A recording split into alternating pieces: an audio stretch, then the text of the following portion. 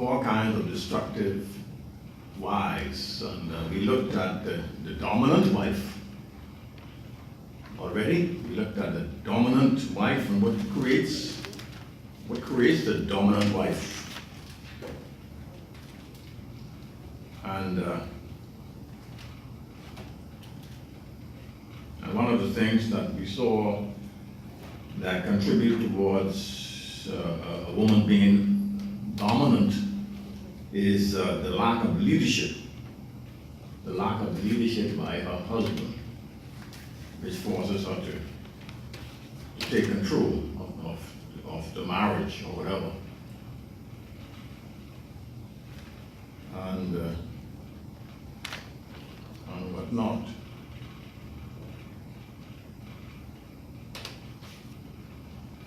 That's the dominant wife that we looked at a few weeks ago. And then we looked at the enabler wife, the dominant wife. And we saw that the basic problem with the dominant wife is that the man who is to lead, he fails to lead. And that forces a woman to step up to the plate and do things on her own. Then we look at the enabler wife. When a person allows a loved one to behave in a destructive manner, they are enabling the other person to be what he or she is. They are enabling the other person to be what he or she is. Worse still, enabling occurs when a person provides the resources or the atmosphere necessary to promote destructive behavior in another person. And the enabling wife will also normally enable her children's destructive behavior. The enabling wife will also normally enable her children's destructive behavior, allowing destructive tendencies in your children to make you feel needed in the home is an expensive way to soothe your own wounds. And so as you believe God's word for yourself and your family, and as you do, you will not always be popular with the children, but you will be with God. If you believe God's word and follow his leading according to his word. Later in life, you will see that your children will thank you for loving them enough to discipline them with love and to tell them no. To tell them no sometimes, and not allow them to always have their way. That's the enabling wife needs to remember that. And although you should not sin against your husband, you should stand up to him in love and refuse to be a partner to his problem. Some wives are afraid to disagree with their husband, or they might be afraid to express themselves or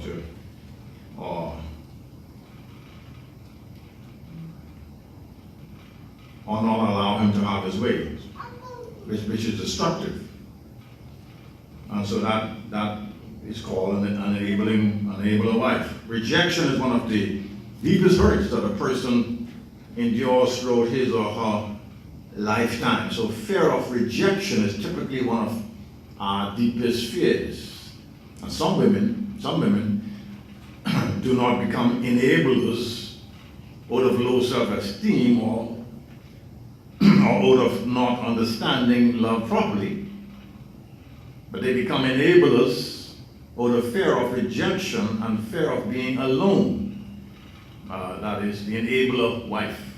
She's afraid of being rejected by her husband, or she's afraid of being left alone. And so therefore she allows things to just go on and on and on without addressing it. Therefore, they put up with abuse. And they tolerate and they encourage serious problems in their husbands and loved ones, and in many cases even with their children.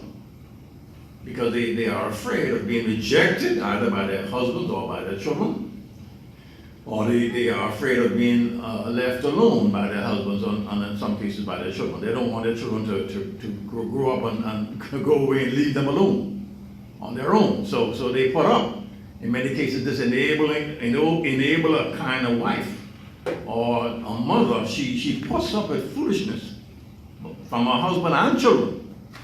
Not only her husband, but also from her children. She puts up with, and let them get away with all kinds of foolishness, for fear that they will reject her, number one, or number two, that they will leave her alone when she gets old.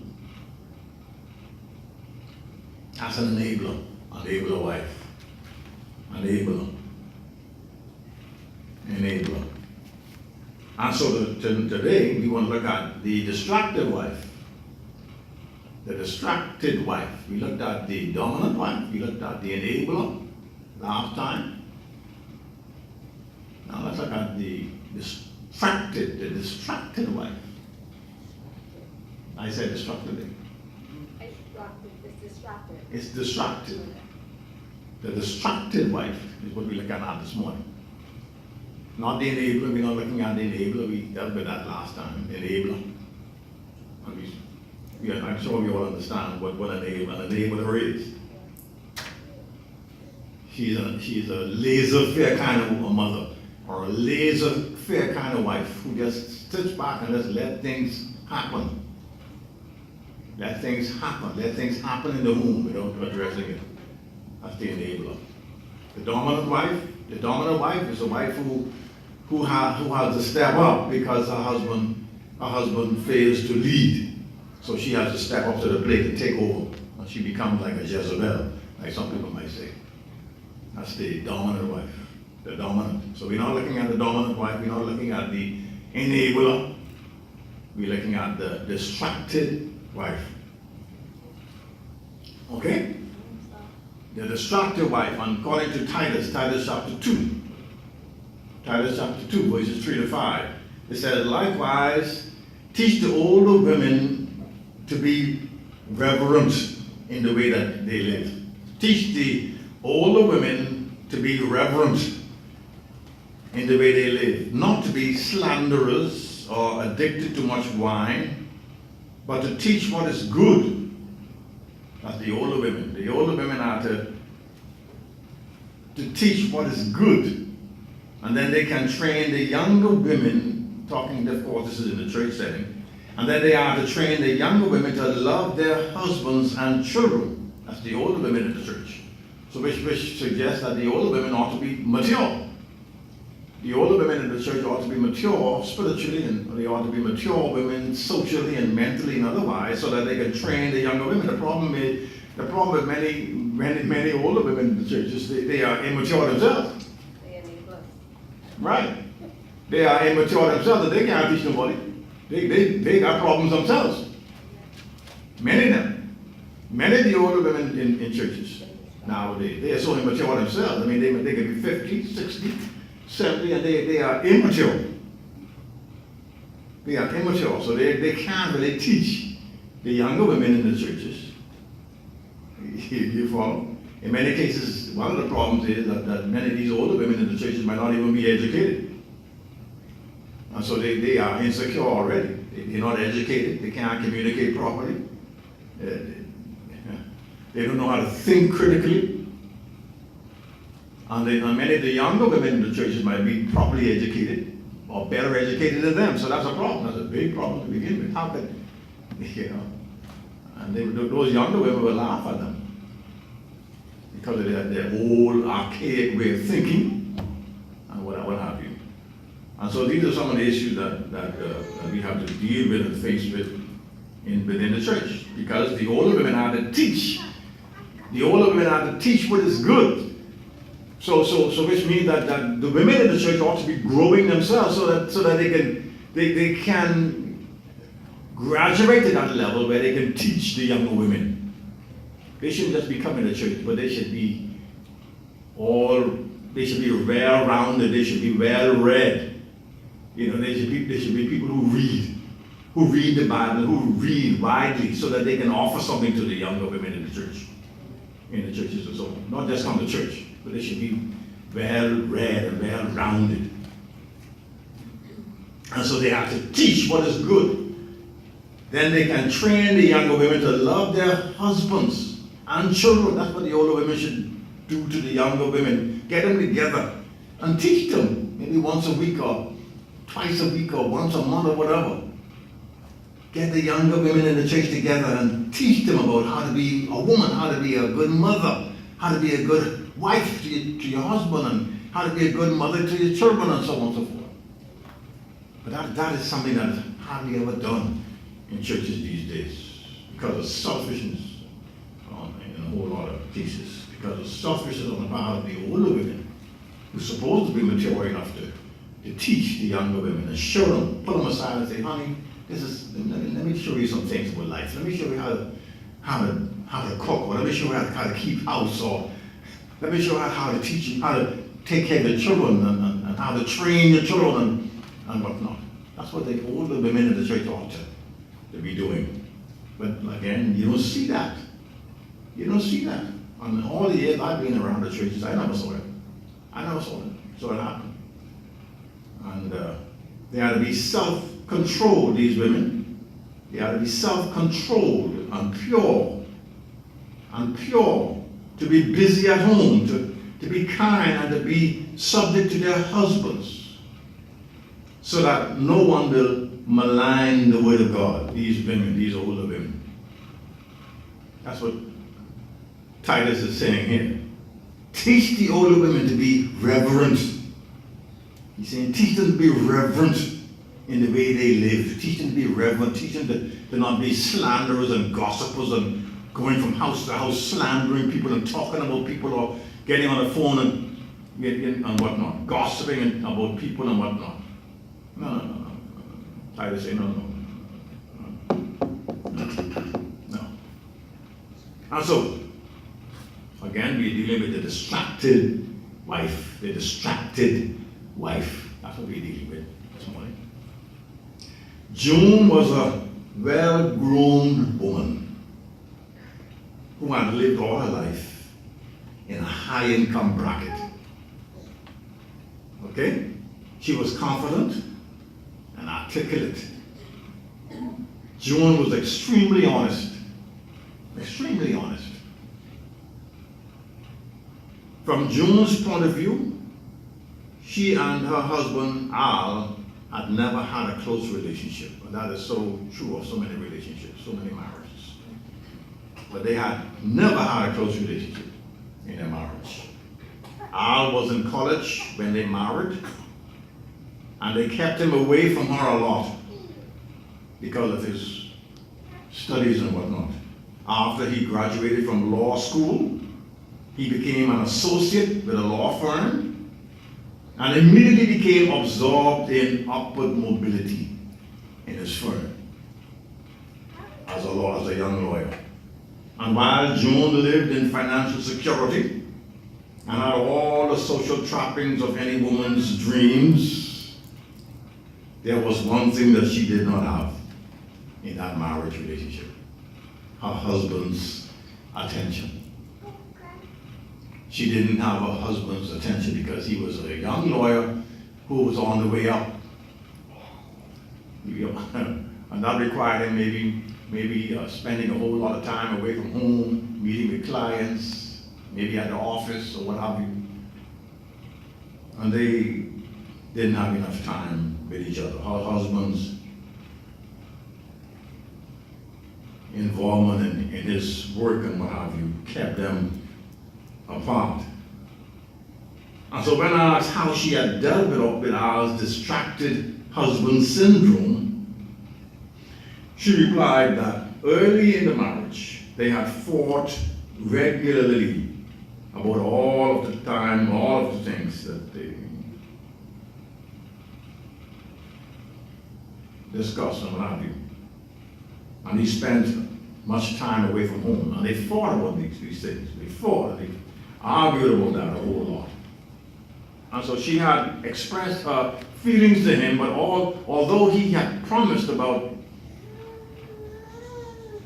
made promises about the future, the president never seemed to change, even though he promised that I'll change, or I'll try to make things different and so on, but things never change. And so she had learned to stay busy in order to not hurt so badly over this situation. She had to compensate for the fact that he was never home, that they hardly had ever spent any time together, and whatnot. They were like living two separate lives. He in his law practice, and she by herself at home after her work. Joan absorbed herself in her children, friends, family, social activities, charity work, and church work. That is how she compensated for her absentee husband. The problem persisted, however, and her activities were undertaken as a replacement for her husband's love, which of course didn't work. So you see what's happening here, right? Because of the fact that he was not there with her and with the children, she got involved with family and friends and social activities and charity work and church work and all kinds of stuff to sort of fill up the blank or fill up the empty spaces in her life. Isn't that typical? Isn't that typical of many situations? Al sinned against Joan by putting his education and employment before her in his life. That was his sin. He put his education and his employment before her. That was his sin. Joan had perpetrated the sin by filling her own life with distractions. So you see the problem? You see the problem? He was involved with his education at the early stages of the marriage, his education, and after that, his work, his employment. That was his sin. On the flip side, Joan had perpetrated the sin by filling her own life with distractions. She had to fill up her life with all kinds of stuff because of the fact that he was not there. He was missing. He was missing in the marriage. Remember, sin never solves problems.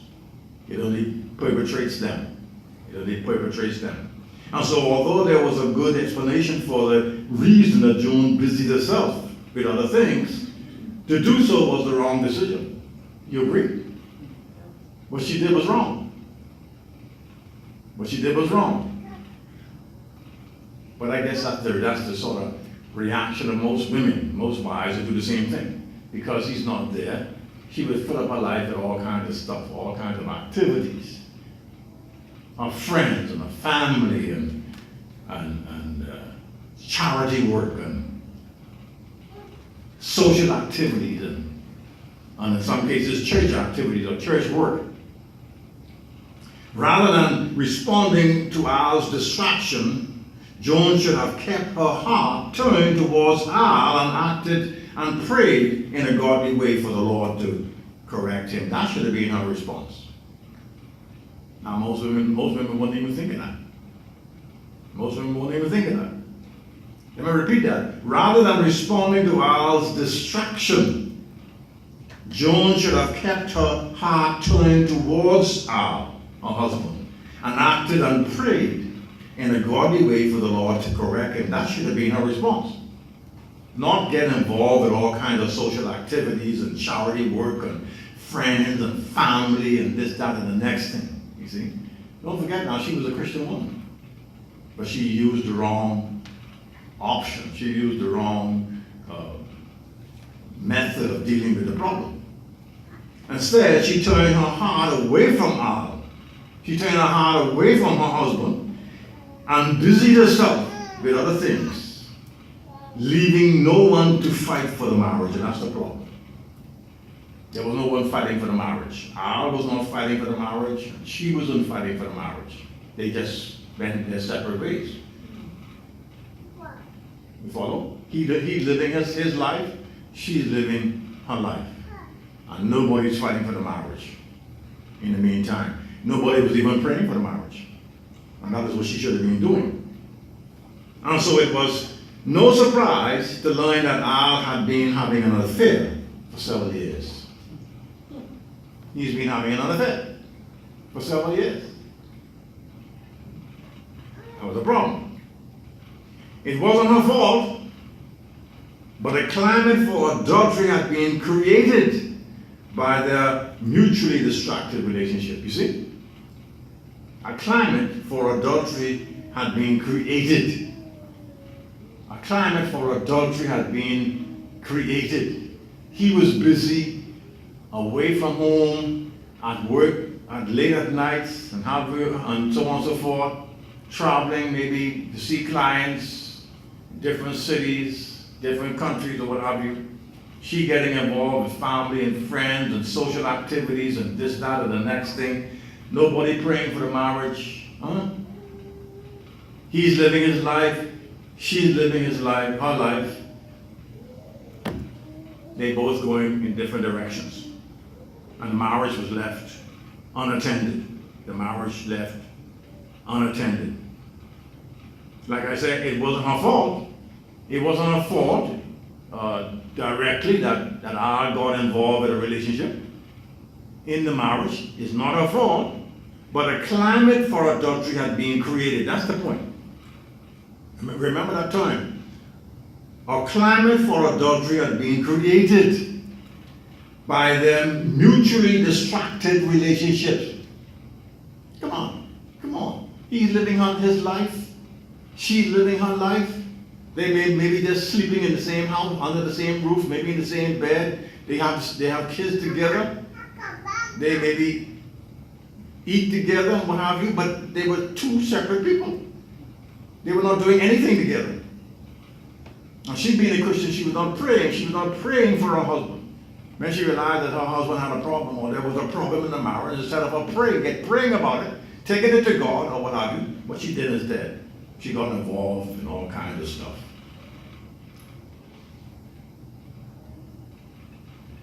So they were mutually distracted.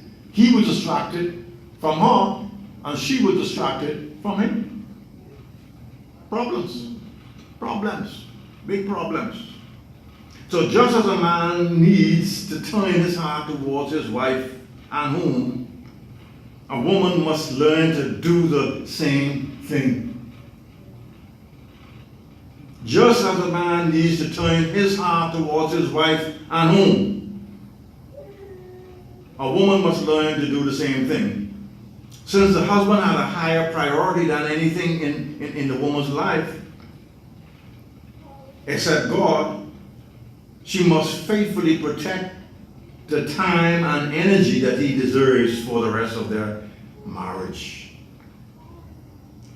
And so to find God's solution for distraction in wives, one must know the root causes. And the following are some of the root causes and solutions that I will share with you. These are God's solutions for distraction in wives. And the first thing is a distracted husband. A distracted husband.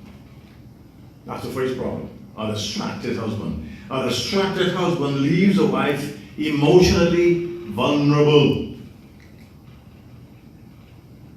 Now, as husbands, we gotta remember that. We gotta pay attention there. A distracted husband leaves a wife emotionally vulnerable.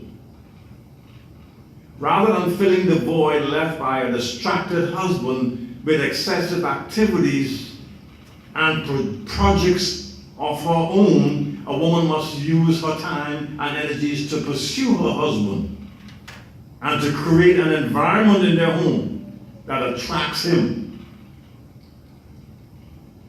Also the prayers of a righteous wife for a distracted husband are powerful. You all agree with that, women? Ladies? The prayers of a righteous wife for a distracted husband are powerful. And so as wives, then we got to remember to pray. Pray for our husbands. Pray for our husbands. Not just ignore them or not just criticize them or not retaliate by doing your own thing. No, but Pray for them. The prayers of a righteous wife for a distracted husband are powerful. So a wife got to remember to pray for her husband if he is distracted. The wife of a distracted man must fight and keep on fighting for the heart of her husband. That's your husband. So you can't give up. You got to fight. You got to fight. The moment she turns her heart away from him in response to his distraction, she surrenders her marriage to defeat. The moment she does that, the moment she does that, the moment she turns her heart away from him in response to his distraction, she surrenders her marriage to defeat. So a wife can't afford then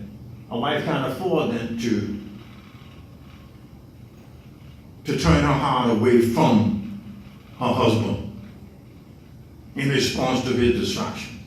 That's not the right thing to do. That's not the answer. That isn't the answer. That is not the answer. To turn her heart away from him. In other words, I can get back at him. I can get, I can get this brother. He ain't checking for me, I ain't checking for him. He's too busy for me, I'll get busy too. No. That's tit for tat, part of a fat. That ain't gonna work in a marriage. That is sure defeat in a marriage. That is a sure failure in a marriage.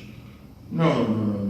The moment she turns her heart away from him in response to his distraction, no matter what that distraction might be, the moment she does that though, she surrenders her marriage to defeat.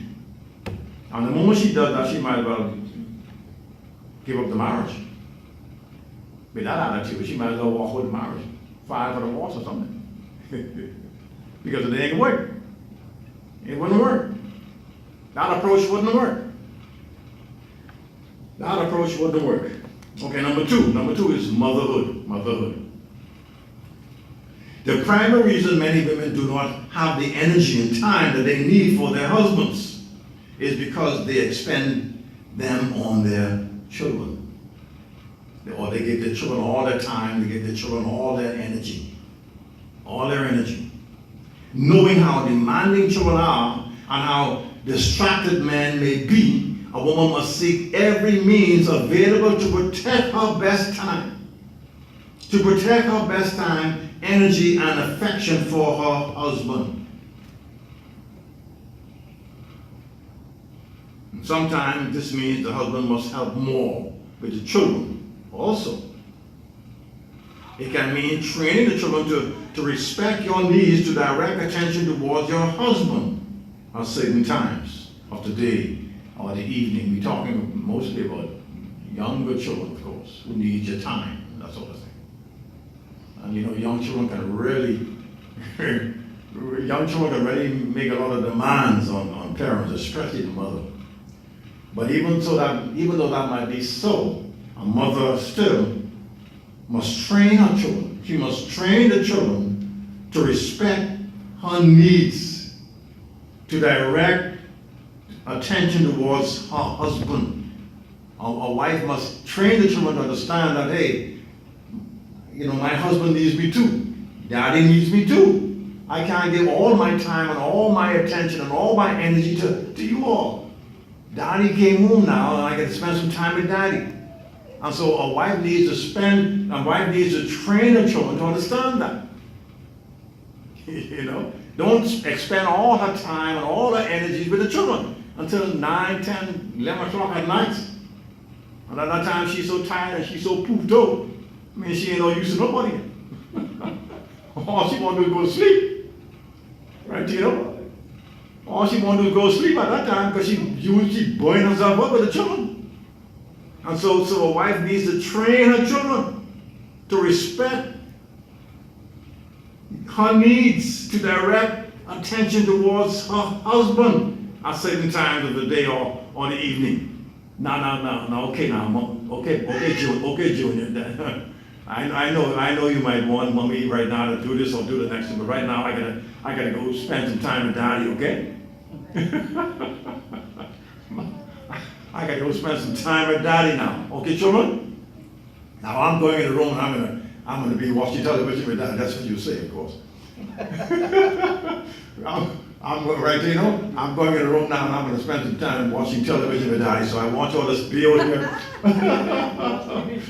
I want you all to stay over here and play the games or watch the television or whatever. But mommy wants to go and watch some television with daddy in the room, okay?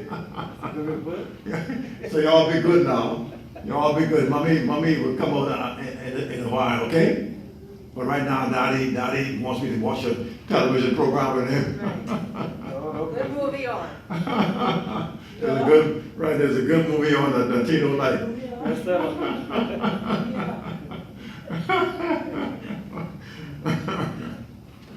Okay, so remember, mothers, although children are very special and need much love and attention, your relationship with your husband is even more important. Now that is something that the average Bahamian woman in particular do not understand. That is something that the average Bahamian woman do not, I might even want to say black woman, whether it's in the Bahamas or in the Caribbean or in America or wherever. That is something that the average black mother or black woman do not understand. Mothers, although children are very special and need much love and attention, your relationship with your husband is even more important. You can't deny or ignore daddy all night for the children. No way. Yes, the children are important, but now daddy's home and daddy needs your attention. Daddy needs some of your time too.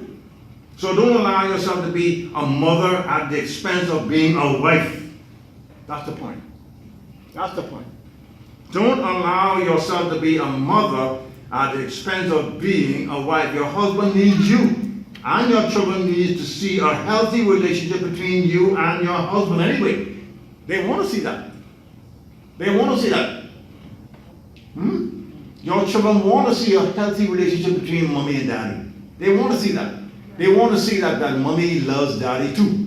They want to see that daddy loves mommy too. They want to see that mommy and daddy love being together too. They want to see that. That helps them to feel more secure in that home. When mommy loves daddy and daddy loves mommy. When mommy can't wait for daddy to come home to spend time with him. Don't worry, I mean, those children might be young, but they understand. And they are observing. They are observing. You'll be surprised to know what they can appreciate and what they can internalize by just watching mommy and daddy and how they relate to each other. You'll be surprised. So we gotta make sure that our children see that. They need to see that mommy loves being with daddy. Mommy loves being kind and nice to daddy too. Mommy appreciates daddy too. Mommy wants to spend some time with daddy too. Mommy wants to pay daddy some attention too. Yeah, because we had mommy all day. You see? We had mommy all day, or we had mommy all afternoon, ever since she was home. She was home since maybe 4 o'clock or 5 o'clock. And here it is now 8, 9 o'clock at night, and come on. Daddy needs some time too. And so we have to train them. We have to train our children to understand that daddy is just as important, or in some cases more important than the children are. We have to train our children to understand that. But I'm afraid that in too many cases, it's just the opposite. Mothers make children believe as though they are more important than their father. They are more important than her husband. Isn't that so? In too many cases, mothers make their children believe that they are more important than her husband is.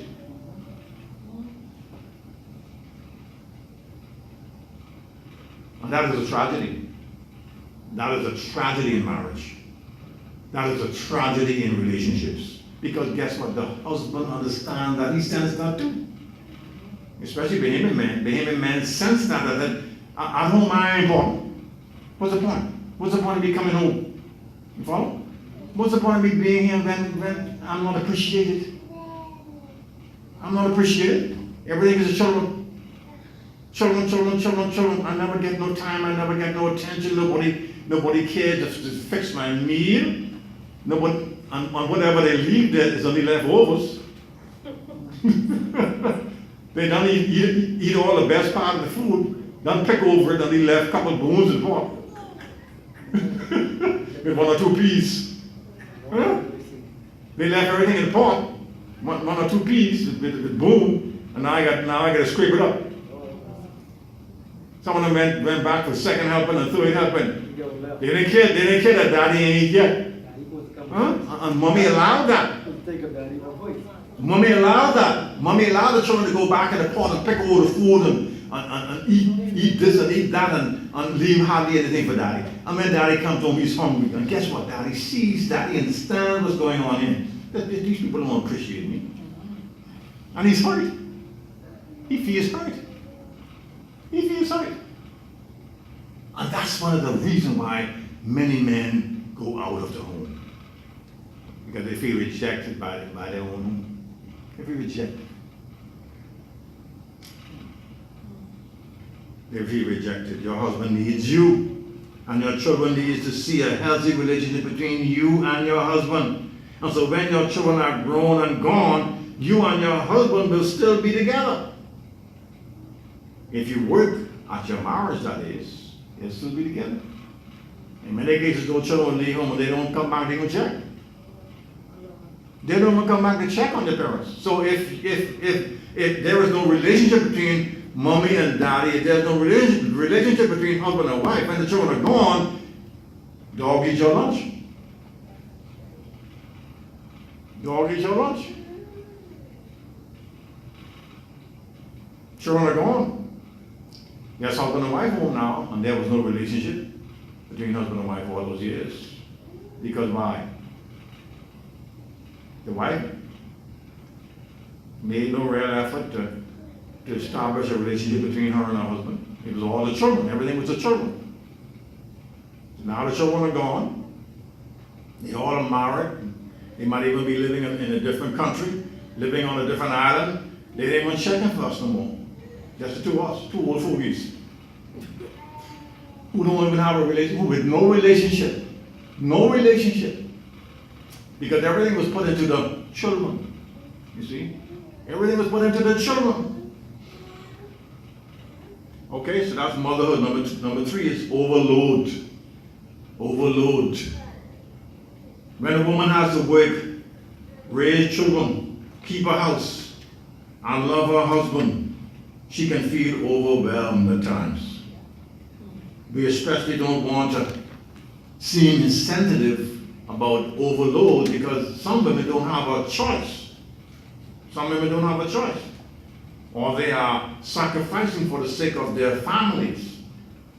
But if you need help to give you more time to spend with your children and husband, seek it in an aggressive and creative manner.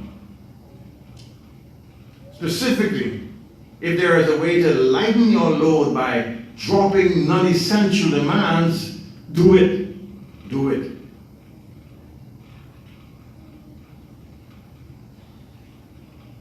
Don't allow your busyness, that's the point, don't allow your busyness and the demands of your time and energy to rob you of the relationship that God created with your husband. With your husband. Don't allow your busyness and the demands of your time and energy to rob you of the relationship that God created with your husband. Don't neglect, in other words, don't neglect the relationship that God created with your husband. Try to maintain a healthy relationship with your husband under all circumstances. And so when people get busy, their tendency is to neglect the most important things in their lives. And you must not do this with all of your might. And for the rest of your life, fight for your marriage. You got to fight for your marriage. You got to fight for your marriage. You got to fight for your marriage relationship. Strive to protect and create the time, attention, and energy needed to keep your marriage strong, even if it means sacrificing in other areas. it will be worth the effort. I wonder how many wives understand that, or is committed to that, to strive to protect and create the time, attention, and energy needed to keep your marriage strong. In other words, it takes work to have a strong, healthy marriage, relationship. That takes work. It takes work. It takes effort. It takes energy. It takes creativity in order to have a strong, healthy, creative, vibrant marriage. It just don't just happen. It don't just happen. You know, I think what happens in many cases, if not most cases, is that people get married. I mean, like up until marriage, the guy would pursue the girl, or she might even pursue him too, and they would be lovey-dovey, and they want to spend every big time with each other. Every time they get off of work, they want to be with each other. They want to be going to movies. They want to be going to a restaurant. They want to be driving. They want to go to the beach. They want to go to this event, to the next event. They want to go to parties and so on together. Right? This, that, and the next thing. But after they get married, guess what? All of that stops. They relax and think, okay, well, be married now, so we don't have to work at it no more. You know, you understand that I'm your husband, and I understand that you're my wife, and so we taught to take each other for granted. What about all the dating stop? All the dating stop. All the gifts stop. All the being nice stop. Everything ceases after we get married. But strive to protect and create the time, attention, and energy needed to keep your marriage strong. It takes work. It takes work to keep your marriage strong. Even if it means sacrificing in other areas, it will be worth the effort. Keep your marriage strong. Okay? The other point is unrestrained, misprioritized relationship. Unrestrained, misprioritized relationships. That's the fourth point. And the last point. That's the fourth point. For many women, relationships with friends, parents, and other family members can pose a real threat to their marriages. And that is true. Right? For many women, relationships with friends, relationships with parents, relationships with other family members can pose a real threat to their marriage. I would even add to that relationship with other people. With other people. Sometimes I hear a married person, especially like a woman, a married woman, or a wife, will refer to another male as a best friend. Can you hear that? Can you understand that? A wife will refer to another male outside of marriage as her best friend. Now that's a problem. That's a big problem. Why you marry your best friend? If that other person was your best friend, you should marry him. Right? You should marry him if he was your best friend. Why you marry this man? You should have married your best friend. Because it's unfair to your husband to have another male as your best friend that you are relating to, that you're talking to all day, every day, online or on the telephone, and perhaps you might even be meeting each other every now and then for breakfast or for lunch or whatever. No, man, you can't, no, that's wrong. Something wrong with that. Something is wrong with that picture. And so while we all need these other relationships in our lives, you need your parents, and you need your brothers and sisters and family members and so on and so forth. Why are they so? They must be monitored carefully to make sure that they are not violating our relationship with our spouse. They got to be monitored. they gotta be monitored. You're married now. You're a wife, or you're a husband. You hear what I mean? You're married to a husband. You're married to a man now. You're married to a woman. So no matter how close you might have been to your parents, or no matter how close you might have been to your sisters and brothers, or no matter how close you might have been to your cousin or your uncle or your aunt or whoever, or no matter how close you might have been to another individual in your life, you're now married. You are now married.